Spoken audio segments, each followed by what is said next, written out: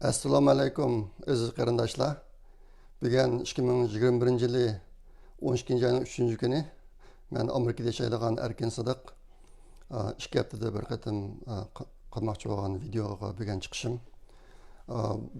Bu hafta xabar bek ko'p.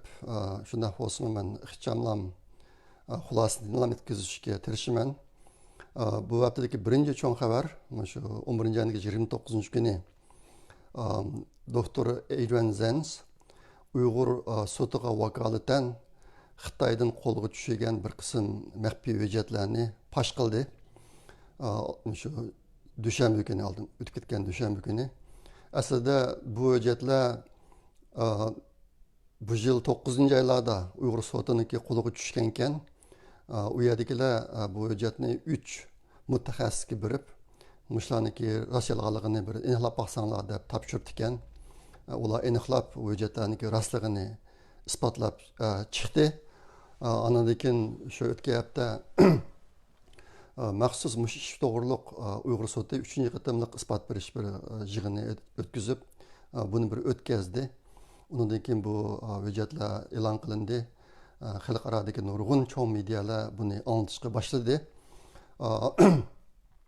Bu hujjatdagi asosli mazmun Xi Jinpingning 2014-yili Sharqiy Turkistonga xizmat tekshirishga borgan vaqtida qilgan 3 qatimliq nutqi, Xi Jinpingning so'zi.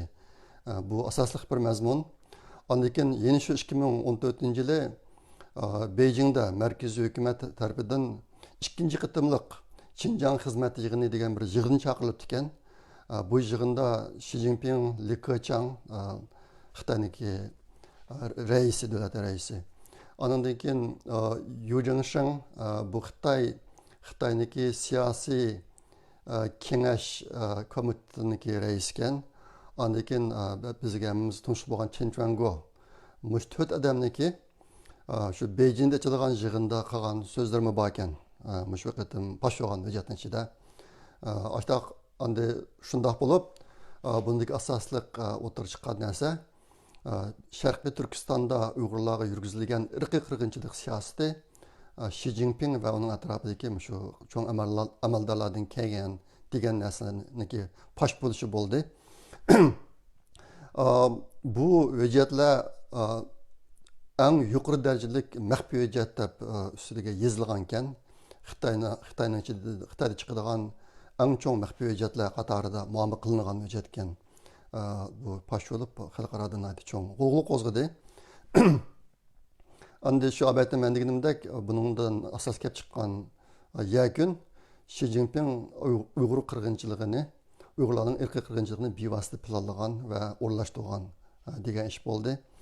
Buning ichidagi yana boshqa bir qism mazmunlar, Uyg'urlarni majburiy nupus o'tkab, janubdagi Uyg'ur nupusini shalanglashtirish. Sizlarning xabaringlarda bor, Qashqa Xotanniki 95% nupusi Uyg'urdi 2017-yildan burun. Hozir u yerni intayin shalanglashtirish etdi. Bu nupusniki bir qismini shimolga o'tkazdi, G'ulji taraflarga. Tuqqanlarini chechib, hargiz bir oilaniki odamlarni bir yerga emas, chechib etib o'tkazdi. Ondan keyin ishkirlarga o'tkab, ishkirlarning bir qism yerlarda Uyg'ur mahallasi paydo qildi bular. Onundan başqa men izsiz deb kelayotgan shu lagerga solingan Uyg'urlardan 2 million 100 ming odamni ishkirga maxfiy etib ketdi. Buni men izsiz deb kelyapman. Mushundaq qilish orqali Qashqa Xotandagi Uyg'ur nupusini bular nihoyat zo'r darajada shalanglashtırdi. Mush ishlarni Xi Jinping o'rlashtirgan ekan. Mush qatim hujjatda pash bo'lgan ahvollar. Ondan keyin Uyg'urlarni sulab mingisini yuyish. Bu qandaqdir? Uyg'urlarni sulab quyib etib qilish emas, maxsus sulab boshqarish orqali uzun muddat ularniki mingisini yuyish. Bu Xi Jinpingdan kelgan ekan. Ondan keyin majburiy oldi tug'ut cheklash, bu jihatda biz ko'p gaplarni angladik. Hozir qadar bu shu hujjatda yana pash bo'libdi. Ondan keyin bir yo'l, bir balvoq qurilishi, bu bir hal qilg'uch qurilish. Buniki muvaffaqiyatli bo'lishida Janubiy Sharqiy Turkistonning muqimligi intayin muhim rol o'ynaydi. Şuna bu yerda qattiq tadbir qo'llanish kerak degan gaplar Xi Jinpingning degan gapi umumiy shu hujjatlardan chiqibdi. Endi men nurg'un yerlarda inglizcha diksiya so'zladim, uyg'urcha so'zladim, ko'pincha inglizcha. Uningda Xitoy nima uchun Uyg'urlarni yo'qotdi, nima uchun hozir yo'qotdi deganga men 7 sabab ko'rsatgan. O sabablarniki eng cho'ng birinchi sababi shu bir yo'l bir balvoq qurilishniki ehtiyoji ekanligi. Ikkinchisi Xitoy bilan Amerika urushib qolsa Uyg'urlarniki Amerika yordam qildiganligi. Uchinchisi Xitoy Sovet ittifoqiniki yemirilib O'rta Osiyo respublikalariniki mustaqil bo'lishidan qattiq cho'chib ketganligi sabab ko'rsatgan. Birinchi sababi shu bir yo'l bir balvoq qurilishdi. Bu mushqadan qo'yatimi o'tirib chiqdi endi.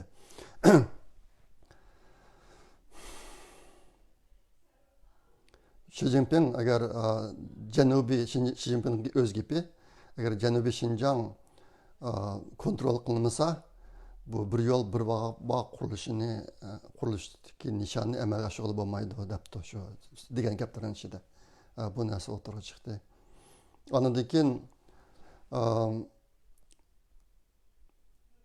Xi Jinpingning gaplarining ichida Xinjiangdagi nupusni yuhua deydi. Optimization. Xinjiangdagi nupus qurilmasini yaxshilash degan gapni o'tirib qo'yibdi. Asosligi u yerdagi Uyg'urlar zich o'ltirashgan yerdagi Uyg'urlarni yo'q qilib, uning o'rniga Xitoylarni kelib kelish. Bu ishlar hozir jiddiy bo'lyapti. Bo'lib shu Xotan, Qashqarlarda Uyg'urlarning nupusi intayin zo'r darajada ozlab ketdi. Bu jihatda biz izchil turda uchur kelibdi bizga. Bo'lib Uyg'ur nupusini boshqa yerga yo'tgan vaqtida asosan bir oilani chechib laylam aytaq o'rlashtirib shu orqali o'ziniki tarixini qat'iy bilmaydigan o'zining burun nada tug'an yangi bago yerdagilarga o'zlari to'liq ishini deb bermaydigan ashtaq bir holatlarni shakllantirdi bular. Bu jihatda ajoyib ig'ir ishlar bo'lib ketdi. Andan keyin Xi Jinpingning degan gaplarning ichida yana radikal dinchilarni qattiq bir taraf qilish degan gap bor. Men sizlarga ko'p deb keldim. 2014-yildan keyin tutilgan Uyg'urlar ichidagi birinchi turkumda tutilgan, keng ko'lamda tutilgan Uyg'urlar asosan dinchilar. Bumi shu Xi Jinpingniki o'rlashtirishidan bo'lgan ishkirga ketgan, maxfiy ketgan 2 million 100 ming Uyg'urniki hammasi degidek dinchilar. Bu Uyg'urlar hozir g'oyib bo'lib ketdi. Men buni yaqinda bak ko'p ta'kidlayapman xalqaroda. Ash Uyg'urlarniki dirgini qilish kerak deb. Bularni shu ishki a'zo savdosi, biologiyalik tajribalarga ishlatdi. Ondan keyin bir qismini o'ltiribdi bular. Bir qismini shu odam yo'qlarga olib qiribdi. Endi qolganlari hozir nerda, qanday yashayotdi bilmaymiz. Shu o'rlashtirishning hammasi Xi Jinpingdan kelgan ekan. Andan abadni qisqalab o'tdim. Lager yasab, tutib sulab qo'yib berishning o'rniga lagerda o'pchi yashitib Uyg'urlarni shu orqali bir-birisiga ta'sir ko'rsatib, minusni yuyish. Buni Xi Jinping aytdi, konkret o'rlashtirgan ekan. Andan keyin bu hujjatlarda o'tirib chiqqan pashvogan yana bir narsa, shu Uyg'urlarni cho'ng tutish boshlangan vaqtda 2016-2017-yillari Xi Jinping Sharqiy Turkistonda vazifa o'tayotgan noyi darajalik va undan yuqori darajali kadrlarga har haftada 2 qatim bevosita so'zlab turibdi. Ashlarga o'zining siyosatini ijro qildirish uchun har haftada 2 qatim. Bu ajoyib ish. Bu gapni men burun anglamagandim. Mush qatim hujjatda shu gap o'tirib chiqdi. Men Xi Jinpingniki Sharqiy Turkistondagi Uyg'urlarniki 3dan 1 qismini o'ltirib, 3dan 1 qismini sulab, qolgan 3dan 1 qismini o'rta davr saviyasida yashaydigan yerim mashina odamlarga aylantirib qo'ymoqchi bo'lgan planini 2020-yili 5-yildan boshlab Twitterga yozishga boshlagan. Twitterga yozishga boshladim. Ondan keyin men bilan o'tkazgan suhbatlardan bu gapni izchil turda tilga keldim.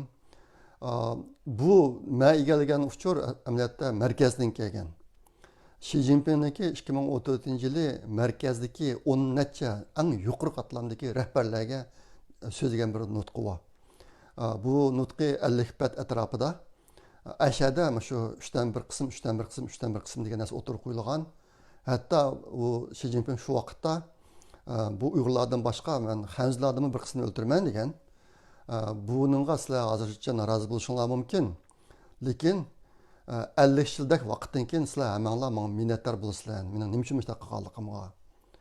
Agar xalqarodan mush ishlarniki bosh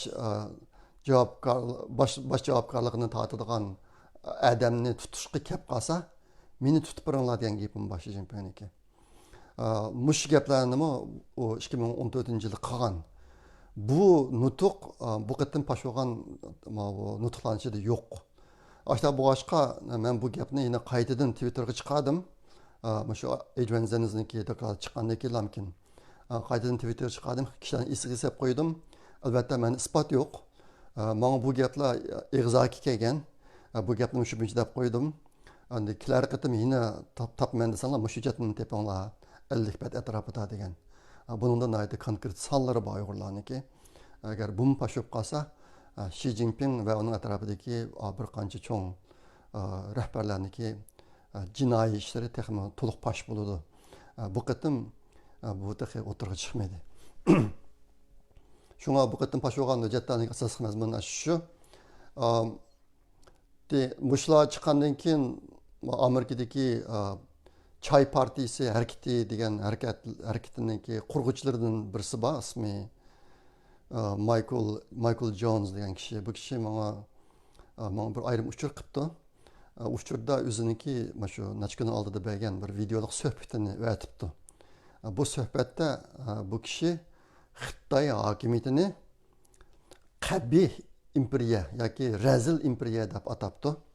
Evil empire deb atab shu so'zlabdi. Shu so'zlagan narsani menga aytibdi ekan. Men uni Twitterga chiqarib qo'ydim. Shunga Xitoy hokimiyatini başladam degandek evil empire deb atsak bu ekan bundan. Razil imperiya deb. Bu apnichidagi ikkinchi cho'ng xabar Avstraliyaniki qashida bir Solomon orollari degan bir davlat bor ekan. Bu davlatda Xitoyniki do'kon shirkatlarini ko'ydirish cho'ng voqeasi yuz berdi yaqinda. Bir necha kun uda Xitoy narsani ko'ydirdigan. Buningga Avstraliya askar chiqarib u yaniki muqimlikni saqlash jihatida biroz kuchayib berish qilyotdi hozirmi. Bu qanday ish ekan desanglar, Xitoylar bu Solomon orollari degan davlatniki prezidentini setib olib, unga pul tiqib nurg'un. Shu orqali bu davlatniki nurg'un savdo shirkat fursatlarini Xitoylar olgan ekan. Evilib daraxtlarini qalayamqon kesib, bu davlatni shunchalik vayron qilib etibdi. Qislan Xitoylar boshqa davlatlarga berib, mana qurilish u ishni qilgan chog'da bütün odamlarni o'z odamlarini olib bular, yalik odamlarni ishlatmaydi. Ashta bu boshqa nurg'un qurilishlar bo'libdi. Buningki foydasini yerlik xalq ko'mabdi. Hammasini Xitoy ko'ribdi. U yolg'iz u emas, bu davlatniki muhitini, tabiiy sharoitini vayron qilibdi bular. Ashta qilgan bu boshqa xalqlar chidamay Xitoyniki do'kon shirkat narsalarini ko'ydirgan bir cho'ng ishni boshlabdi. Bunda ishlar bundan keyin texnik ko'payish mumkin. Hozir dunyo bo'yicha Xitoyga bo'lgan bir xil o'chmanlik tez suratda kuchayib menyapti. Xitoyniki qanday bir millat ekanligini bilgandan keyin asosan boshqa davlatlarniki hukumat boshliqlarini setib olib bular davlatniki xalqiga hech qanday foyda bermay u davlatlarni vayron qilib etib boradi. Mana Solomon orollari degan davlat bo'lgan ishniki ishmi mustaqbal ishandi. Bu haftadaki, bu ikki haftadaki cho'ng xabar, shunday cho'ng xabar asosan Xitoy dunyo miqyosida intayin tez suratda Xitoyning obrazi tez suratda to'kilyotdi. Buniki nurg'un ifodalar bor. Buniki hammasini so'zlab bo'lolmayman. Xulosalam deb o'tib ketaman. Bo'libmi kelar yilga ochiladigan qishliq olimpik musobaqasi Xitoydagi burun bir cho'naq tema bo'lgan. Hozir yalnız ul emas, yalnız olimpikni to'xtab qilish emas, hozir Xitoyni to'xtab qilish jihatda dunyoniki ovozi intayin tez suratda kuchayyapti. Yaqinda Germaniyaniki birinchi qo'l boshlig'i bir gap qilgan. U nima desanglar, olimpik aslida biz olimpik Xitoyni o'zgartirdi deb o'ylagan deydi. Xabarlarda bor 2008-yildagi olimpik musobaqasi, yozlik olimpik musobaqasi Xitoyda o'tkazilgan. Bu odam deydi, aslida biz olimpik Xitoyni o'zgartirdi deb o'ylagan, unda emas. Xitoy olimpikni va dunyoni o'zgartiryapti deb sharaf bir gap topdi ekan yaqinda. Bu gapni nurg'un medialar misolga ilib ishlatibdi.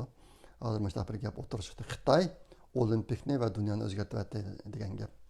Ondan keyin dunyo tennis birlashmasi, tennis degani cho'li to'p birlashmasiniki boshlig'i bir necha kun oldida bu dunyo cho'li to'p birlashmasiniki bütün musobaqalar, Xitoy o'tkazilgan musobaqalarning hammasini to'xtatganligini e'lon qildi. Bu bir cho'ng ish. Nimishqa desanglar, hozirga qadar dunyo xarakterlik bunday bir cho'ng organ Xitoyga bevosita jang e'lon qilib boqmagan. Xususan Amerikadagi basketbol birlashmasi bo'lsin, boshqa olimpik komiteti bo'lsin, bularning hammasi Xitoyning oldida bir xil ojizlik, Xitoyga setilgan bir xil pozitsiyani ifodalab kelgan. Ma bir organ bo'lsa, buni rasmiy e'lon qilib Xitoyga jang e'lon qildi. Bu dunyoda intan cho'ng g'ulg'ula qo'zg'adi. Bu bir cho'ng xabar. Mush xabar chiqqandan keyin avstraliyalik bir faoliyatchi bor, CJ Werleman degan bu kishi men bilan suhbat o'tkazib, nayti obdan narsalarni e'lon qilgan. Bo'libmi, meniki hozir Uyg'urlarning beshiga kelgan ziyon Yahudilarniki Holokaustda cho'ng qirg'inchilikda beshiga kelgan ziyondan cho'ng bo'lib ketdi.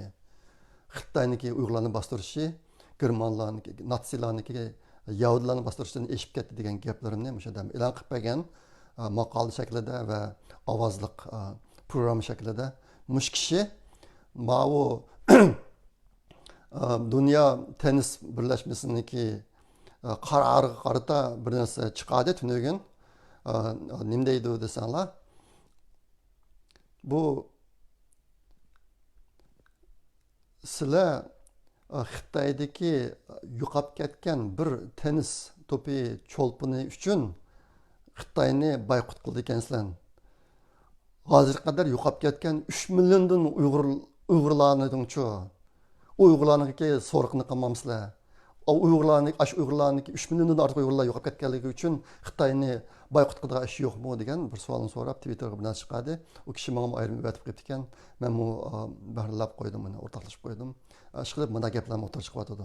Demisimi Peng Shuai degan bir Xitoy uchun dunyo tennis birlashmasi bunda qarorini olibdi. Haqiqatanmi hozir Uyg'urlar makishi 3 million debdi. Amaliyotda bundan ko'p. Sharq Turkistondagi Uyg'urlarning nupsi burunqidan intan ko'p shilangishib ketdi. Uni qag'ali nakatdi, nada, bormi yo'q. Bularniki so'rg'ini qilgan odam yo'q deqichilik. Shunga madam hech bo'lmasa 3 million Uyg'ur yo'qolib ketdi-ku, buni so'rg'ini qilmamizlar deb o'tirib chiqibdi. Buniki masalan o'tirib chiqqanligi bu bir yaxshi ish biz uchun. Aslida bundan natijasi kuchli chiqishi kerak deb bu ishlar.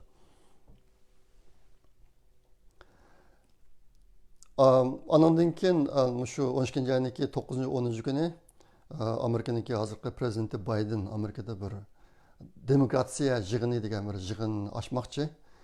Anlashimcha buningga 120 dan ko'proq demokratik allarniki rahbarlari kelib qatnashadi ekan bu yig'inga.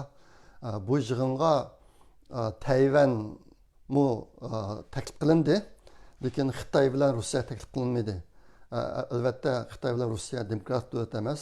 Shuning bu yig'inga kirishga salohiyat to'shmaydi. Shunday bo'lsa-mu, bu qatim Xitoy bilan Rossiyani olib kelib Tayvanni chaqirganligi dunyoda bir cho'ng g'ulg'ula bo'lib ketdi. Shunga buni misol bir deb qo'ydim.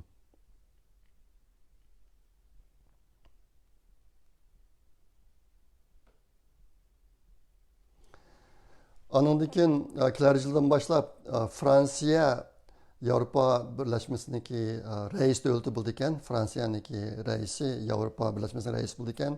Bu kishimi yaqinda intayin qattiq gaplarni deb Xitoyga qarata qanday tadbirlarni qo'llaganligi. Bo'libmi Xitoyniki razilligi, qabihligi ustida maxsus bir qism tadbirlarni oldiganligi to'g'ri so'zladi. Endi o'zinglarning xabarida bor. Avrupa Birleşmesi'de 28 devlet var. Şularning hammasi birlikte faaliyet kıldı degan gap. Bular yaqinda birlikte Litvaniki, Xitoyniki Litvaga qilgan askarliklarini qarata Litva bilan birga turadiganligi, bir maydonda turganligi haqida nihoyatda kuchli gaplarni o'tirib chiqadi. Bu jihat kishilarni kuchayib menyapti hozir. Andan keyin necha kun oldida Avstraliya parlamenti Magnitsky qonunini tasdiqladi bular. Bu qonunni hozir qadar Amerika, Angliya, Kanada, Yevropa Birligi qatorliq ellar mushtaq qonun chiqargan. Bu qonunniki nima uchun biz uchun ahamiyati bor degan chog'da bu qonunning ichida Xitoy rahbarlari ichidagi kishilik huquq dafsandachligida bevosita qo'li bor odamlarning hammasini jazolaydi bu qonunda. Ashta boshqa bu qonunning chiqishimi yana bir cho'ng g'alaba Uyg'urlar uchun, albatta dunyo uchun mana shundoq. Bu bir cho'ng xabar bo'ldi necha kundan buyon. Bu haftadagi yana bir cho'ng xabar Amerika Tayvan uchun yadro energiyasini mangdigan suvosti parxuti yasab turganligini o'tirg'a chiqadi. Buningga Angliya, Avstraliya, Janubiy Koreya, Hindiston, Ispaniya, Kanadalar qo'shilgan bo'ldi. 7 davlat. 7 davlat birlikda Tayvanga suvosti parxuti yadro energiyasini mangdigan suvosti parxuti yasab turganligini bildirdi. Ondan keyin yana bir xabar, mushunga biraz munosabatlik. Yaqinda Türkiye, Qozog'iston, Turkmeniston, O'zbekiston, Qirg'iziston va Ozarbayjon qatorliq davlatlar birlikda Türkik davlatlar tashkiloti, Türkik davlatlar tashkiloti degan bir tashkilotni qurilganligini jakoladi. Bu mu cho'ng xabar. Buni Sharq Turkiston kiramidi. Xitoyningki hozir Xitoyniki qo'lda qilib qolganligimiz uchun. Lekin qolgan davlatlar birlashib, mesela Türkik davlat tashkiloti degan, xuddi Shanxay tashkilotlar birlashmasi degandek bir tashkilot ma'vu. Buni o'tirg'i chiqishimi Uyg'urlar uchun bir yaxshi xabar endi. Shunga bularni birlashtirsak, hozir Yevropada chiqqan ishlar, ondan keyin Avstraliyada chiqqan Magnitsky qonuni, Tayvandagi suvosti parxutiniki yasalishi, ondan keyin Turkiy davlatlar tashkilotiniki qurilishi, undan boshqa Tünügün deyman. Yaponiyaniki sobiq prezidenti, bosh ministri Abe Tayvanning jiddiy ahvoli Yaponiyanikimi jiddiy ahvoli degan gapni qildi. Buni nima qiladi desanglar, agar Xitoy Tayvanga hujum qilib qolsa, Tayvan bir jiddiy holat kiradi, biz jiddiy holat kiramiz degan gap, biz chiqib, askar chiqib, biz qo'g'daymiz Tayvanni degan gap endi. Abe bunday gaplarni o'zi bosh ministr vaqtida deyamagan, ammo hozir deyotdi. Bu odamniki bunday deyishi qanaqdir shaxsiy, garchi ko'rinishda o'ziniki shaxsiy nomidan degandek qismi, buni Yaponiyaniki hozirgi bosh ministr deyamaydigan gaplar. Hozir desa bu diplomatik munosabatda cho'ng voqea bo'lib ketadi. Shunga Abe o'tir chiqib debdi. Chiqib mushani birlashtirsanglar, Xitoy hozir umumyuzlik xalqaroniki qo'rshav ichiga kirdi degan gap endi. Bu bir yaxshi ish. Bu Uyg'ur masalasiniki hal bo'lishidimi? Xitoyniki mesela cho'ng qo'rshav ichida qilib qilishi, Xitoyniki iqtisodiyotning yimirilishi Uyg'urlar uchun bir cho'ng umid akiladi, fursat akiladi. Ashta bu boshqa ma xabarlarning hammasi biz uchun yaxshi xabarlar endi. Yaqinda yana bir cho'ng xabar, Xitoy virusiniki bir yangi varianti chiqqan, Omikron degan bir varianti. Bu bayqalgan dastlabki 1-2 kun ichida xalqaro bek cho'ng xabar bo'lib ketdi. Kishilar jiddilashib ketdi. Buningga Xitoyniki dastlabki virusiga chiqargan vaksina ishlamaydi ekan. Bu kasallik dunyo bo'yicha tarqaldi ekan. Yine nurg'un allarda hozir qaytadan karantin qilish boshlandi ekan degan gaplar bo'lib, dunyo biroz bir vahimaga kirgan bu ishlar mana shu kundan buyon biroz endi unday emasligi bayqalib, bu ishlar biroz hozir u vahima biroz yuqdi hozir. Bo'libmi shu Xitoy virusiga qarata vaksina saldigan kishilarga bu kasal bu yangi virus ancha yuqmabdi. Masalan, 95% odamga yuqmaydi ekan. Shu vaksina saldigan odamlarga. Ondan keyin bu omikron degan virus sababidan o'lib ketgan bir odam yo'q ekan hozir qadar. Kasal bo'lganlar bor ekan, lekin o'lib ketganlar yo'q ekan. Aşağı boshqa ishqilib bu Xitoy virusiniki yangi variantiniki vahimasi biroz pastladi hozir. Burunqidagi davlatlar ishni taqab qo'yadigan ishlarni bundan keyin bo'lmaydigandek qiladi. Shuni bilan sizlarga deb qo'ydim. Endi bu haftadagi yana bir cho'ng xabar sizlarga deb qo'yadigan. Amerikadagi bir senator, demokrat, Floridadan chiqqan demokrat ekan, ismi Dich Theodore deydi. Ismidan qaraganda Yahudiy qiladi bu kishi. Bu adam Uyg'ur kishilik huquqini qo'g'dash qonun loyihasida bir qonun loyihasi chiqaribdi. Uni 3-oyda chiqargan ekan. Hozir uni Avam palatasiniki tashqi ishlar komitetiga yo'llab bo'pti buni. Shu 5-oyning 18-kuni. Andan keyin 5-oyning 18-kuni uni Avam palatasining ko'chmanlar va grajdanlik komitetiga yo'llanibdi bu qonun loyihasi. Agar bu qonun loyihasi tasdiqlanib qolsa, Uyg'urlarniki Amerikaga ko'chman bo'lib ketishi intayin zo'r darajada osonlashadi. Bu qonun loyihasi hozirda dastlabki bosqichda ekan, lekin buning o'tirib chiqqani bir cho'ng yaxshi ish. Yaqinda ba'zi qarindoshlar menga mushatda biroz ish ko'rsa bo'ladi Amerikadagi Uyg'urlarga taklif bergan. Men buni surish qilib yurib, bu ishning borlig'ini bildim. Shu ishlar bor ekan. Bu texnik dastlabki bosqichi, lekin shu ishniki bu yil o'tirib chiqqanligi bir cho'ng ish. Sizlarni bu ishniki bundan keyingi taraqqiyotidan davomli xabarlantirib turaman. Xudoyim bo'lsa. Mushung munosabatlik yana bir ish. Yaqinda Amerikaniki kongressiga bir refugeelar, ko'chmanlar 2022 yillik ko'chmanlar plani haqida bir doklad yo'llanibdi. 2022 yillik ko'chmanlar haqida. Bu dokladda Uyg'urlarni eng e'tibor beradigan xalqlar qatoriga kirgizibdi. 2022 yili Amerikaga qabul qilingan ko'chmanlarning kategoriyasi ichida Uyg'urlarni eng ko'ngil bilinadigan, eng priority, eng oldin o'rin qo'yadigan ko'chmanlar millatlarning ichiga kirgizibdi. Shunga buni Turkiya Türk musulmon ko'chmanlari deb refugeelar deb atabdi. Shuning ichida Uyg'ur, Qozoq, Qirg'iz, Tatar degandek Sharq Turkistondagi millatlarning hammasi kirdi. Chiqib bularni muhim o'ringa qo'yibdi. Bu son zodi qanchalik, bu ishlar qancha amalga oshadi buni keyin bilamiz. Herhalde bu narsaning o'tirib chiqqanligi bir cho'ng yaxshi xabar. Endi gapni sal o'zgartiraman. Men oldin qatimliq videoda Amerikadan bir yangi olam uchqurini osmonga chiqarib,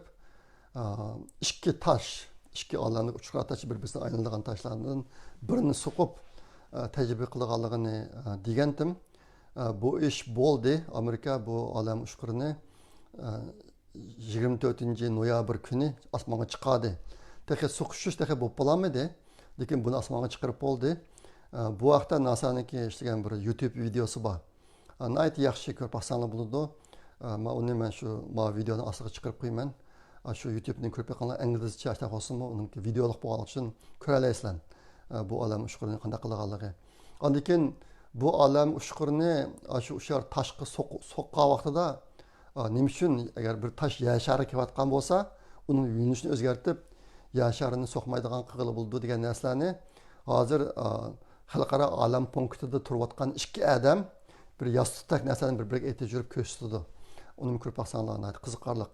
Ana bu videoda shu o'tib ketgan minnatdorlik bayramida xalqaro olam punktida turayotgan 6-7 odamlarniki bu bayramni qanday o'tkazganligi haqidagi ko'rinishlarmi bor. Undagi qiziqarli yeri olam punktida tartish kuchi bo'lmaganligi uchun Bazı xalqlar tik o'tirdi, bazı xalqlar 5 fut osmonda o'tirdi.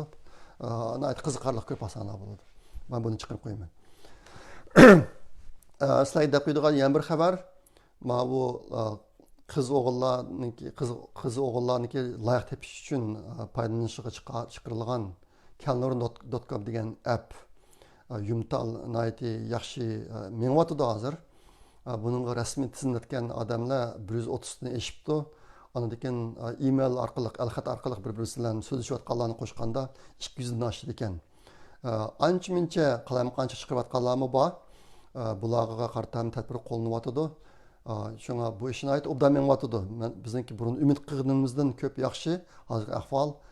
Shunga o'zi uchun jo'ri izlayotgan qarindoshlar bundan yaxshi foydalaninglar. Har qanday yangilik dastlabki mezgillarda bir qism bo'ron chaquvlarni o'z beshidan kechirdi. Bo'libmi buni ishlatishni bilmay qolgan ahvollar bor dastlabida. Bizniki hukumatlar naytda kechkunduz tirishyotidi buni sizlarga qulaylik qilib berish uchun, masala bo'lsa hal qilish uchun ishlayotidi. Shunga bundan foydalaninglar. Masala bayqasanglar, xat yozsanglar, ular darhol inkos qaytaradi.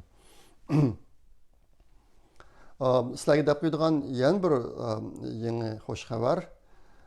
Turkiyadagi Uyg'ur akademiyasi yaqinda bir G'arbiy rayon nazariyasi Shibulun degan bir maqola yozgan ekan, Xitoylar chiqargan maqola ekan.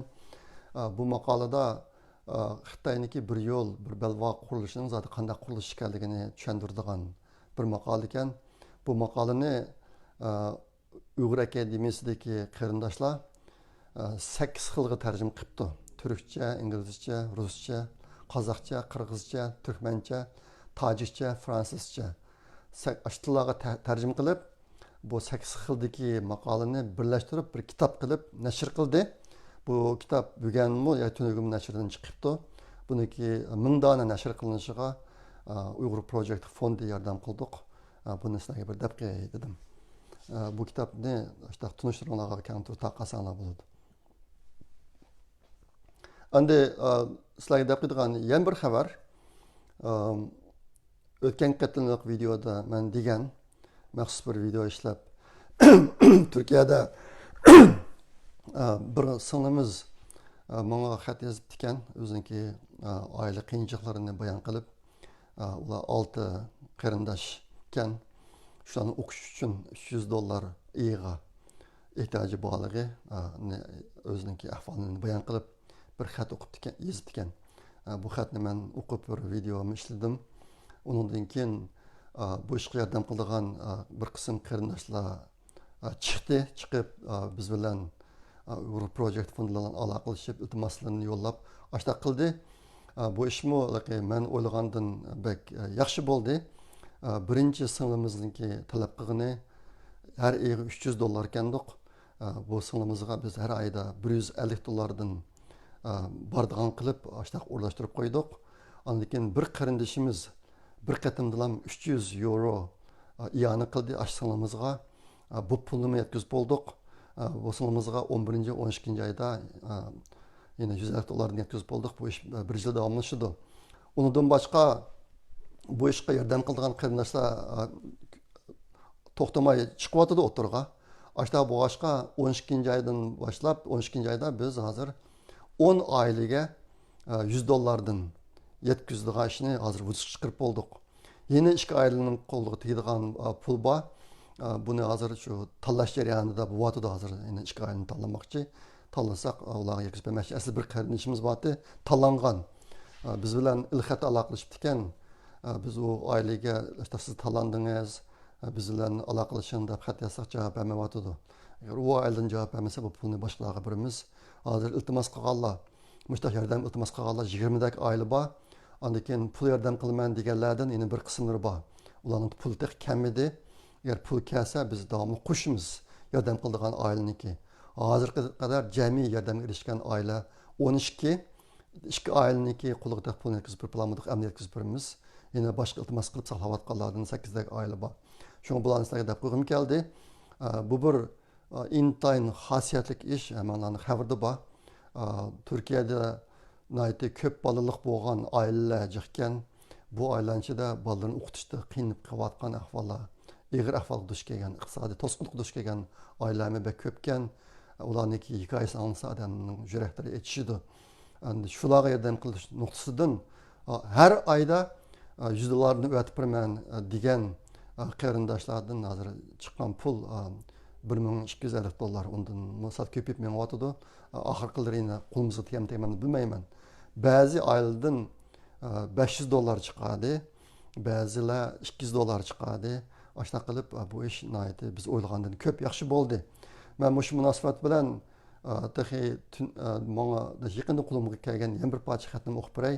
Bu oilami saqlayotidi, shu iqtisodiy yordamni saqlayotidi. Keyingi qatim tanlashni saqlayotgan oilaning ichida bor. Bu oilaniki xati mundaq. Assalomu alaykum Erkinson aka. Biz Turkiyada yaşayotgan 6 kishilik bir oila. Men o'sha ko'zoynagimni taqib olayjim. Qiynalatyapman.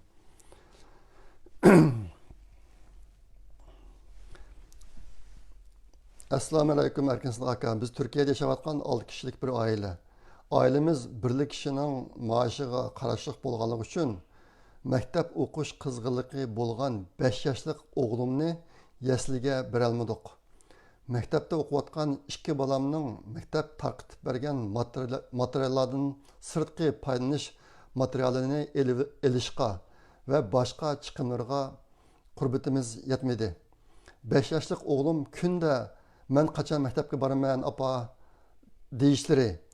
Allah xolisa borasiz desam, nimishqa Allah xolisa to'shmaydi.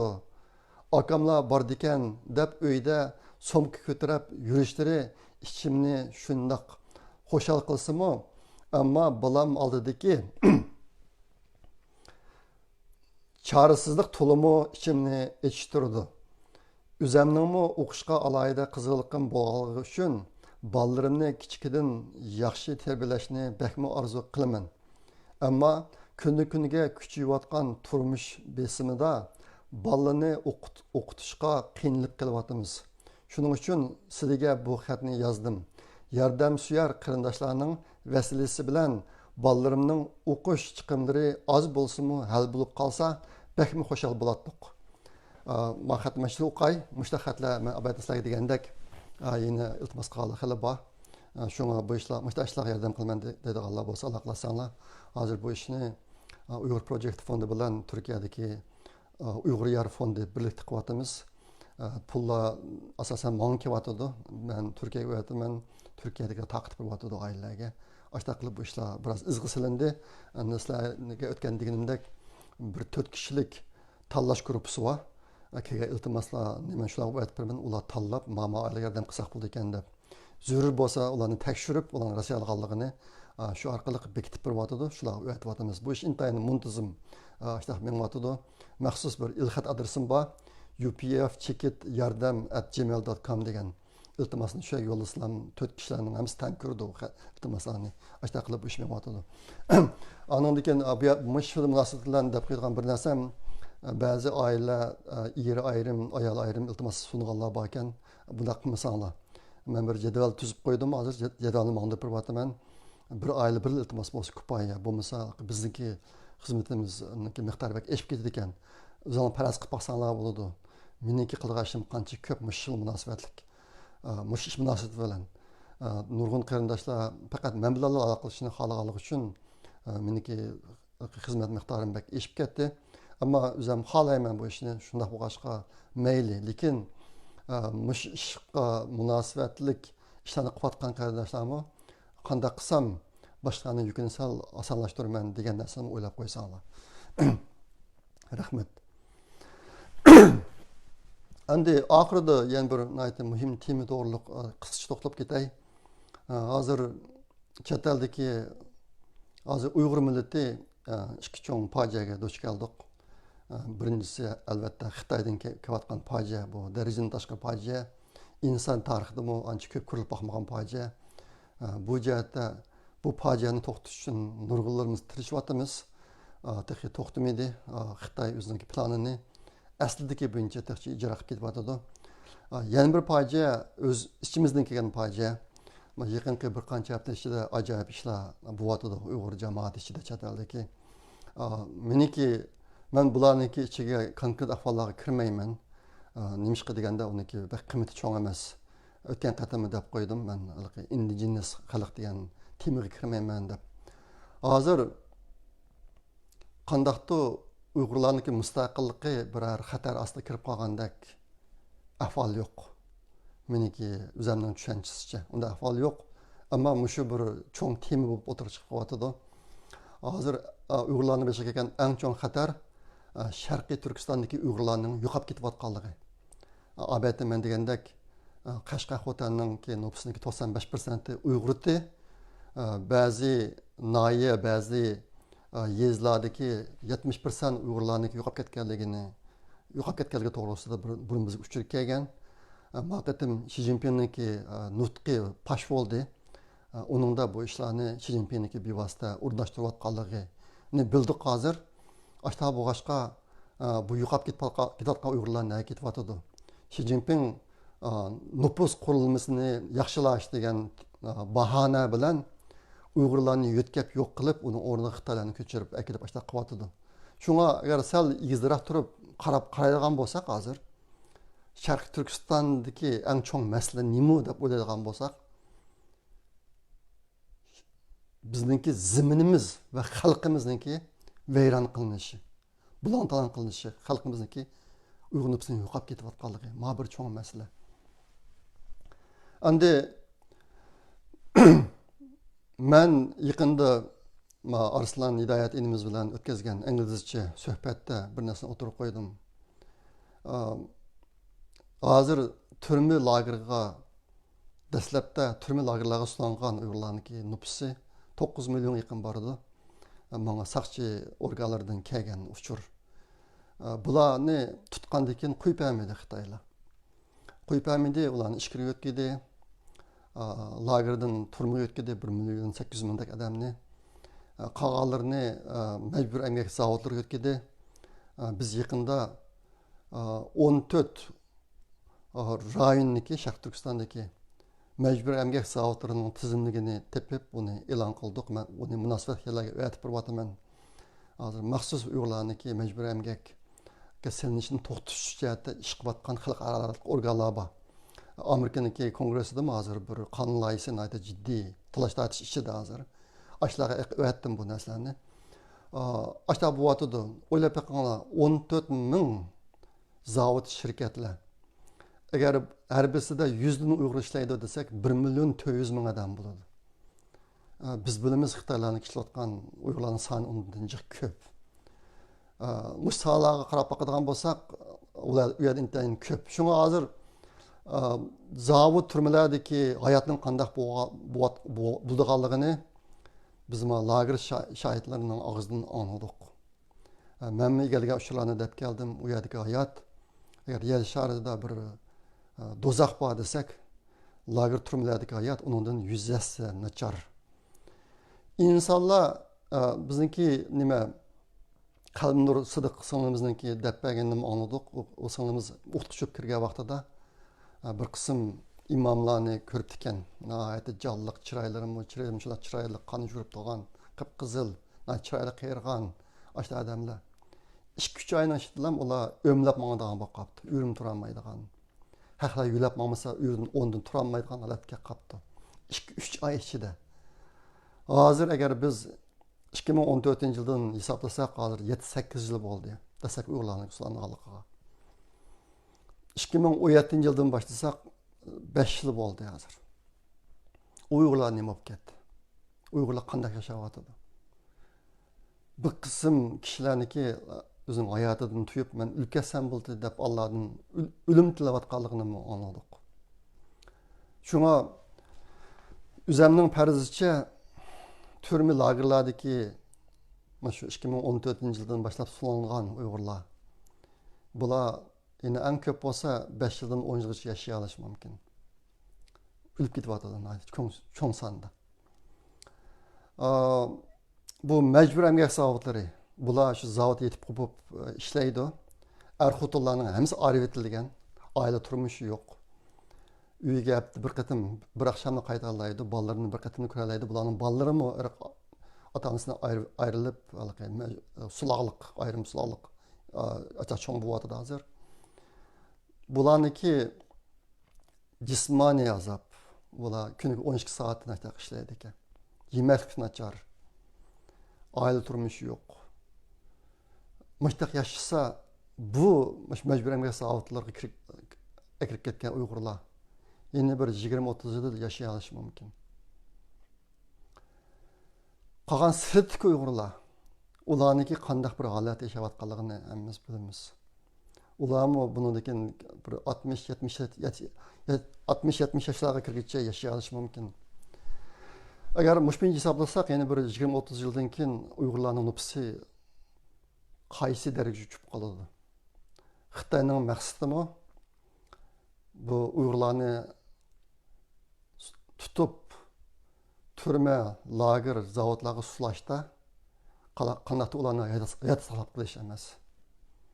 Ulardan eng yuqori darajada foydalanib, ashadda o'ltirib tugatish.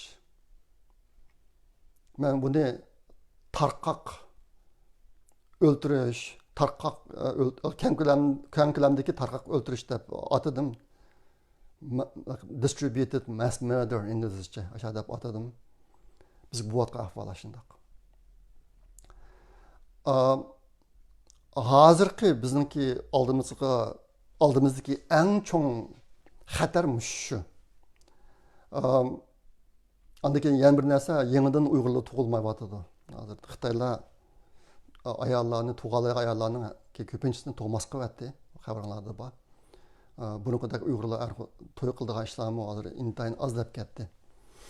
Ashta boshqa buningdagi Uygurlarniki yangidan tug'ilishimi amdiliqi deymiz bir kundalik sonda bo'lishi notayin bundakin. Ma'u Uygurlarning beshiga xatar. Men yaqinda xalqarada agar Uygurlar ma'ma ishni qilmasa biz mustaqil qilib bermaymiz yoki sizlarni biz mustaqil qilib bermoqchidik. Ashta qilishimizga ma'ba ishlar taqishib qo'yatdi.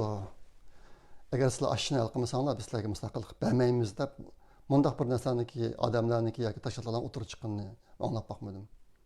Lekin men yuqorida degan ahvollar hozirgi reallik shu. Endi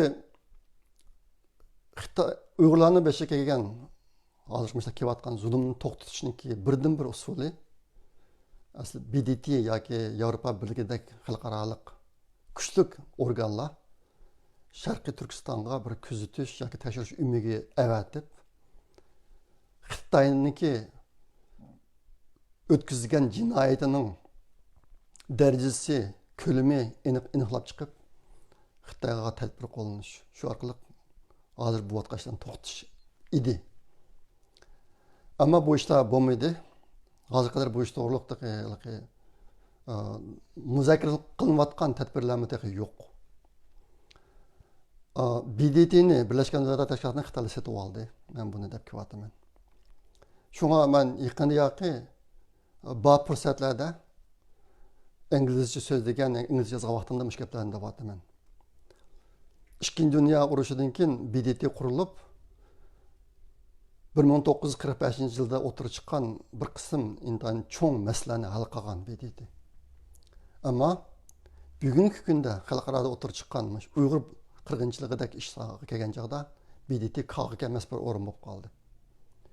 Shunga yoki BDTni bir qog'i qilgan o'ringa o'zgartirish kerak.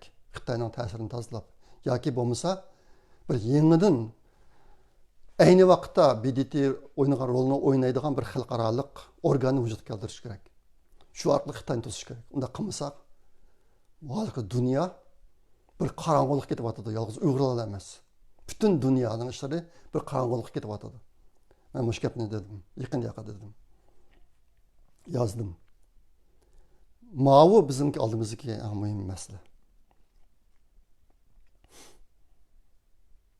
Men taqtunagin Amerikadagi bir nayt kuchli bir musulmon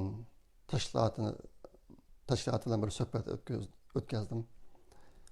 Hindistonlik musulmonlarning vakili bilan men Uyg'ur musulmonlarining vakili bo'lib Uyg'ur Project fondiga vakolatdan o'tirib chiqib so'zladim. Ashadimmi mush gaplarni dedim. Musulmon qarindoshlar Türk qarindoshlarniki Uyg'urlarni, musulmon davlatlari Türk davlatlarining Uyg'urlarni sotganligi. Ümmetniki Uyg'urlarni sotganligi, Uyg'urlarga qarab olmaganligi. Muşlarni hamsini shu yerda dedim.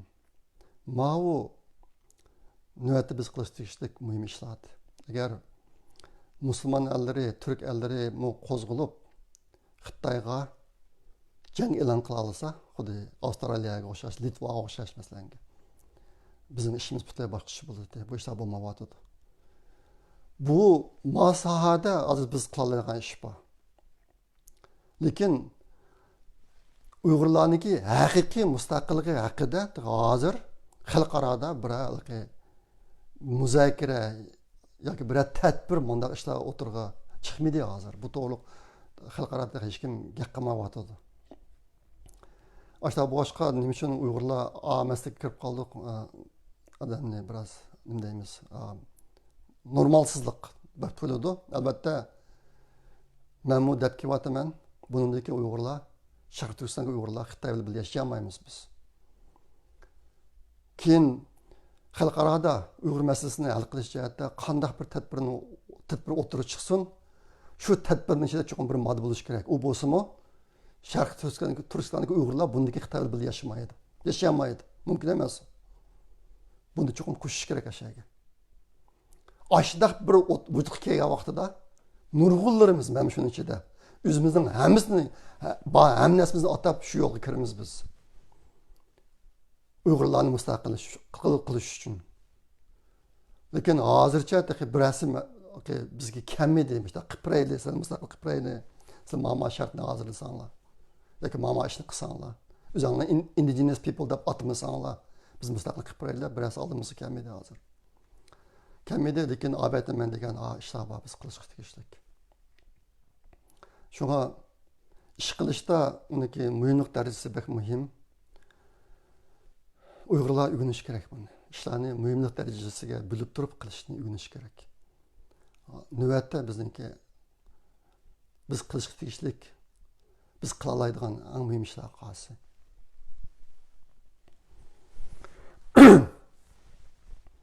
Bugun meniki bir tanishim Amerikadagi danliq boy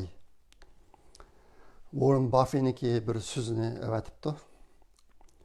U odam deydi, sen odamlarni ish qilgan vaqtida ularniki bundaq 3 sifatiga eng yuksak darajada e'tibor beradi.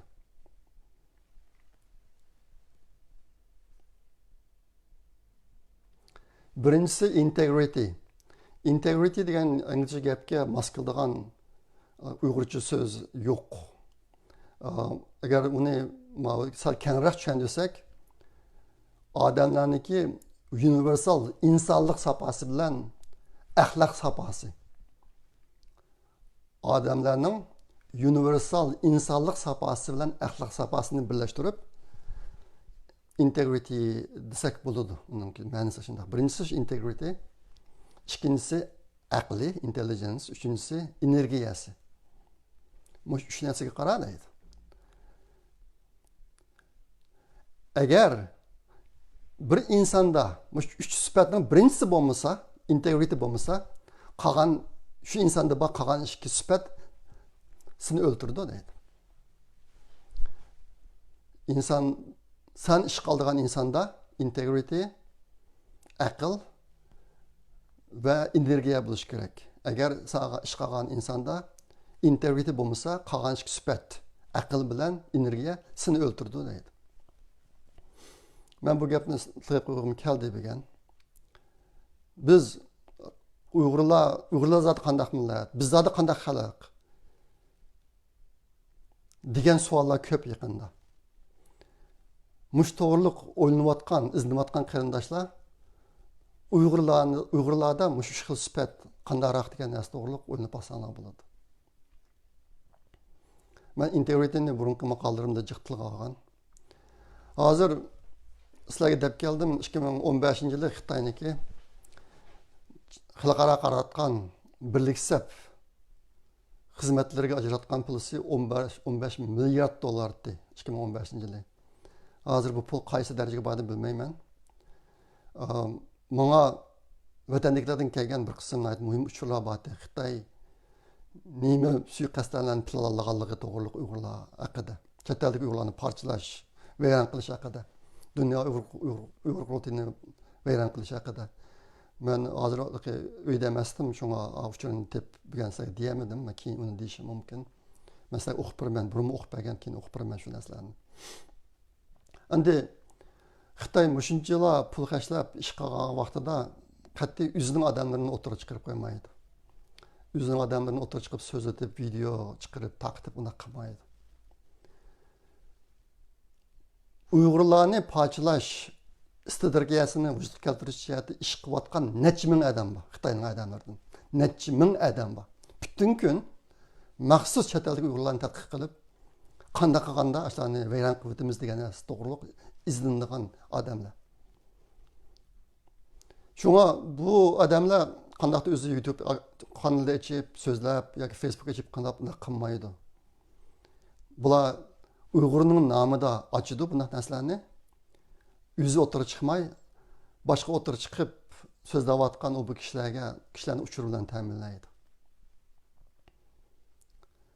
Men mushqatim o'tirib chiqqan Uyg'ur kishilik huquq projekti 2009-yilda chiqqan bir dokladki indigenous xalq degan temaga oid mazmunlarniki yaqinda o'tirib chiqib qilishdan biroz gumonim bor. Isbotim yo'q, ammo gumonim bor. Shuni Xitoylar ta'minlagan uchur bo'lishi mumkin. Bo'lmasa hozirgi kunda nima bo'lib Uyg'urlarning xayoliga bu narsa kirib oldi.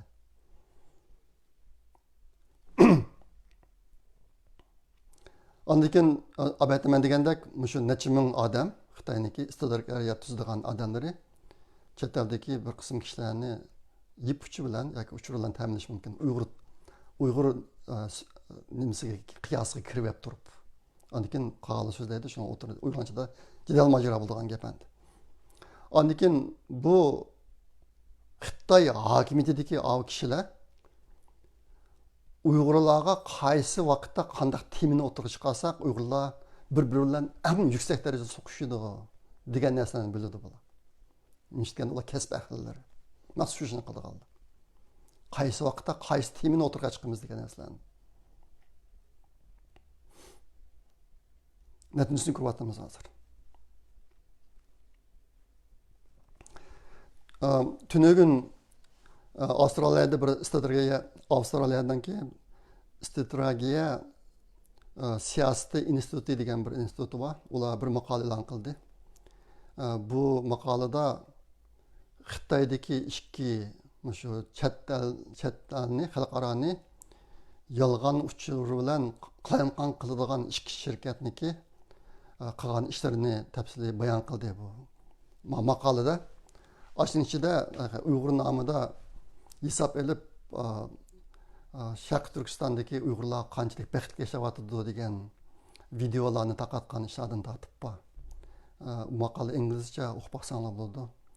Hozir mush to'liq uchurlarni albatta degan narsa o'tirib chiqyotdi. Men bu bir qancha kun oldida Amerikaniki bexatarlik organidagi NASA xodimlarini qo'g'daydigan odamlarga ko'rishdim. Ular bana bir kısım uçurlarını verdi. Ben yukarı gaplarını şular asasen de vatamın. Şuna segek bulaydı. Uygurların işi, çetelik Uygurların işi çok xatar aslında emas. Mesela Dünya Uygur Kurultayı yakında naytıcık işler bu vatıdı.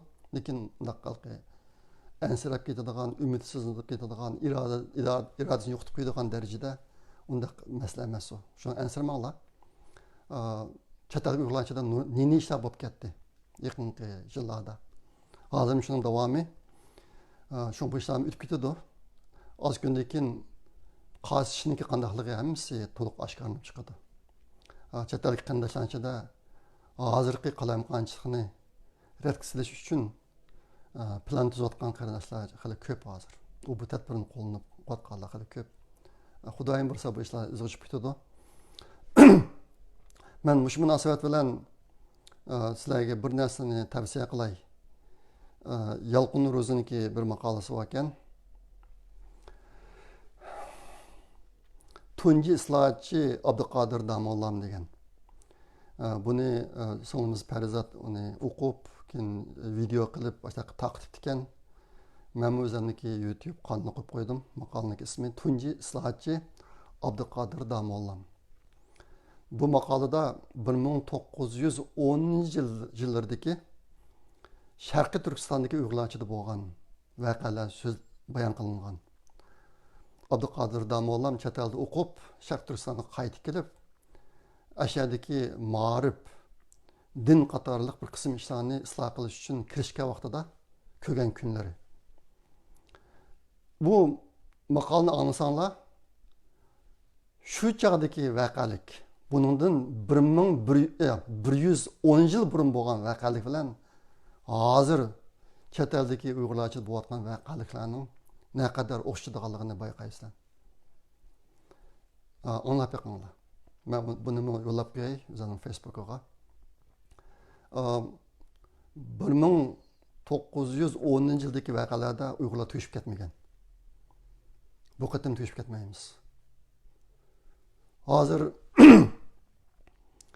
men tunugunki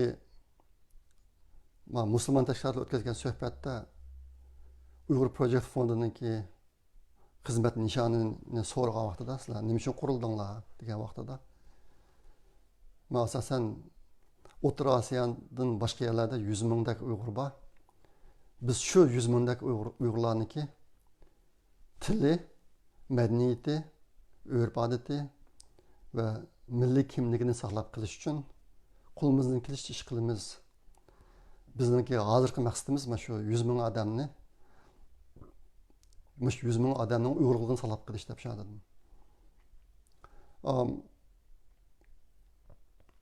Albatta biz vatandagilarniki besha kelgan zulmni to'xtatish uchun to'xtamay ish qilyapmiz. Ularning xabarlari bor. Buniki u jihat kishilarni hargiz bo'shatmaymiz. Chet eldagi qarindoshlar agar hayotimning biroz qiymati bo'lsin, 2021-2022 yillardagi davrdagi mening hayotimda qilgan ishlarimning millat uchun biroz qiymati bo'lsin desanglar, albatta men degan navbatdagi qilishga tegishlik eng muhim ishlar qaysi? Qilg'ili bo'ladigan eng muhim ishlar qaysi? Bu to'g'ri qattiq o'ylanadi. Qag'ashlarga sarf qilgan vaqtlarning hamsi sarfchilik. Men yaqindagi shu vatanda bo'lgan ishlar, chet elda bo'layotgan ishlar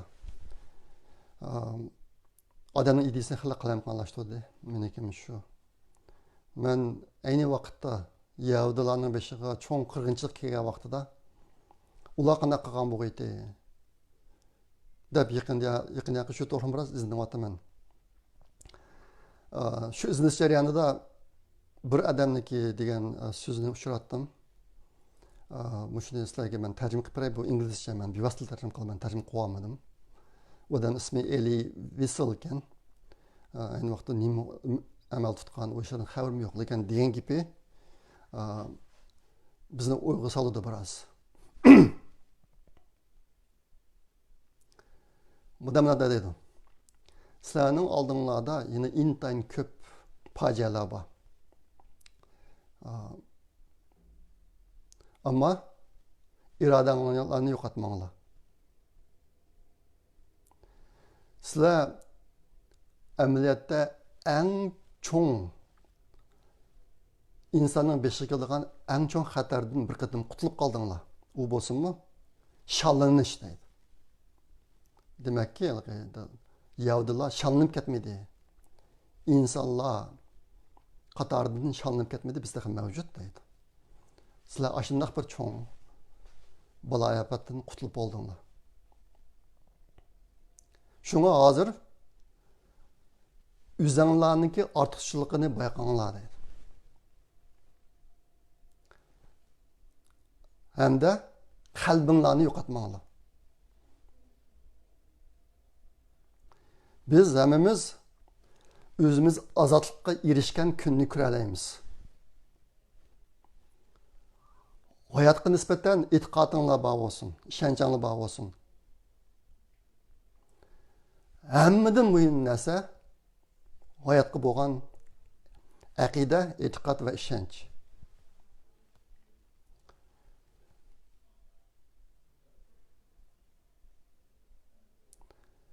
Ko'ngillardagi jiddiychilik, ro'yi jiddiychiliklarni tozalab etinglar.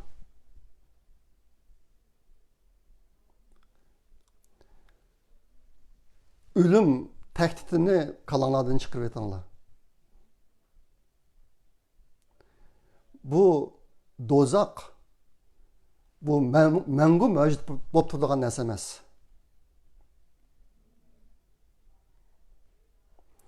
Hozirgi bir eng yaxshi duo yoki eng yaxshi maslahat mundaq bo'lishi kerak. Sizlarninki ichinglarda o'zaro bir-birisiga bir-biringlar bilan do'stlik bağı olsun deydi. Hammanglarning ichida bir-biringlarga do'stlik bağı olsun. Biz hammamiz qarindoshlar. Endi biz hammamiz o'xshash taqdirga duch keldik. Biz hammamiz qarindoshlar, hammamiz o'xshash taqdirga duch keldik. Hammamizning beshida o'xshash istutak aylanib yuryapti. Biz bir-birimizga yordam qilaylik. Shu bir-birimizga yordam qilish o'zimizni hayot saqlab qolishniki birdan-bir yo'li edi. Shuna qilib bugungi program oxirlashdi. Qisqa qilamadim. Mazmunlar ko'p. Ashtaqdan yana bir qism mazmunlarni olib qo'ydim. Bo'lmasa bek uzrib ketmasin deb. Ahvol shundaq. Yine 2 haftadan keyin chiqaman. Ko'rishkichilik aman bo'linglar. Xayr xo'sh. Allohga omonat.